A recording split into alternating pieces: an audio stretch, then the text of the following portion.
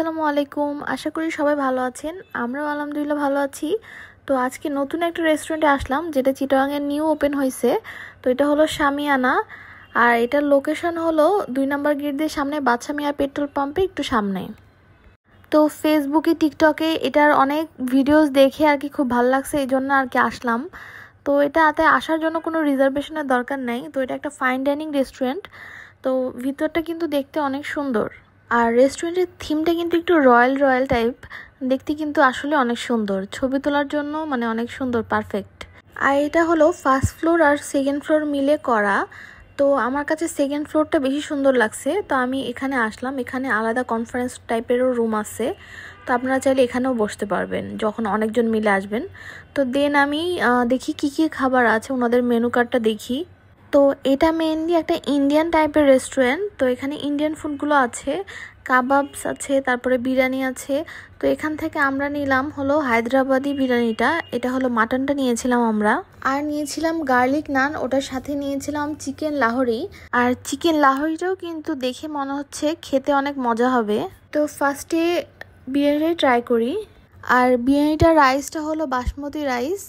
আর এখানে 3 থেকে 4 পিসের মতো মাটন ছিল, আর আলু ছিল একটা।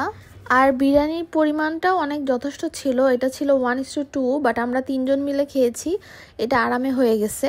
আপনারা যদি শুধু বিরিয়ানিটা নেন তাহলে 2 জনের জন্য ইনাফ, আর যদি আরও কিছু সাইডস নেন তাহলে এটা 3 জন খেতে পারবেন। তো আমার আবার বিরিয়ানির সাথে গ্রেভি মানে কারি টাইপের কিছু থাকলে ভালো হয়, যেমন রোস্ট, তারপরে এরকম চিকেনের কোনো একটা আইটেম। তো এই চিকেন লাহোরিটা দিয়ে আমি বিরিয়ানিটা খেলাম, এটাও মজা ছিল। চিকেন লাহোরিটা বেশি মজা ছিল বিরিয়ানির চেয়ে। আর বিরিয়ানিটার কথা বলবো যে বিরিয়ানিটা একটু ড্রাই ছিল, মোটামুটি ভালো। বাট এটার মানে মশলাগুলো অনেক দাঁতে বাজছিল, মানে গোটা গোটা মশলা যেগুলো এলাচ এরকম। বাট বিরিয়ানি টেস্টটা মোটামুটি ভালো ছিল, জাস্ট মশলাগুলো যদি দাঁতে না বাজতো খুব ভালো হতো। আর একটু যদি সফট হতো মাংসটা।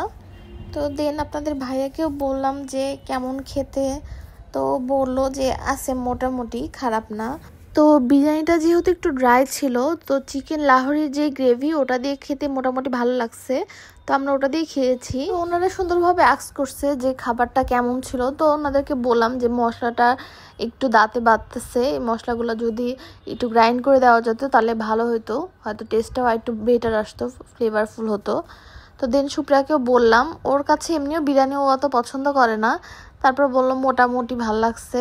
আসলে ওনাদের খাবারগুলো একটু ইমপ্রুভ করতে হবে, সব কিছু না, আমি তো সব কিছু ট্রাই করি নাই, বাট আমার কাছে এটা মনে হচ্ছে বিরিয়ানিটা আর কি একটু ইমপ্রুভ করতে হবে। এখন যেহেতু নতুন, তো এখানে বেস্ট হাইপ আছে, এখন আসতেছে মানুষ, সুন্দর রেস্টুরেন্ট এই জন্য। বাট খাবারের কোয়ালিটি যদি ভালো না হয় তাহলে একবার এসে আসলে কেউ আসবে না। আর খাবারটা এই জন্য ওনাদের ইমপ্রুভ করাটা জরুরি। তো ওনাদেরকে বলছি, আর ওনারাও বলছে যে এটা যেহেতু সফট ওপেনিং, তো ওনারা আরও বেটার করার চেষ্টা করবে, যে এইটুকু প্রবলেম ছিল আর কি। আর এখানে আমার বাবুটা, ওকে 2টা চেয়ার অ্যাডজাস্ট করে ওকে এখানে শোয়াই দিছি। তো দেন আর একটু গার্লিক নানটা এখানকার মজা ছিল, গার্লিক নানটা আমার কাছে বেশ ভালো লাগছে। আর ওটার সাথে চিকেন লাহোরিটা অনেক ভালো যাচ্ছিল। তো নান আইটেমগুলো আই থিঙ্ক কাবাবস এগুলো মনে হয় ওখানকার বেশি ভালো হবে, যেটা আমি খেয়ে বুঝলাম বিরিয়ানির চেয়ে আর কি। তো আমরা খাওয়া দাওয়া করতে করতে সাজিমও টায়ার্ড হয়ে গেছে, ও কাঁদতেছে। তো ওখানকার একটা ভাইয়া ছিল, ও আবার ওকে কোলে নিয়ে ঘোরাচ্ছিল, দেন ও চুপ, ও আর কি কোলে কোলে ঘুরতে খুব পছন্দ করে। তো আজকের ভিডিওটা এই পর্যন্তই ছিল। ভিডিওটা কেমন লাগলো অবশ্যই জানাবেন। আর যারা আমার চ্যানেলে নতুন আসছেন প্লিজ একটা সাবস্ক্রাইব করে দিবেন, আর ভিডিওতে অবশ্যই লাইক কমেন্ট করবেন এবং শেয়ার করবেন। তো সবাই ভালো থাকবেন, সুস্থ থাকবেন, আল্লাহ হাফেজ। আর সাজিমকে দেখে প্লিজ সবাই অবশ্যই মাশাআল্লাহ বলবেন।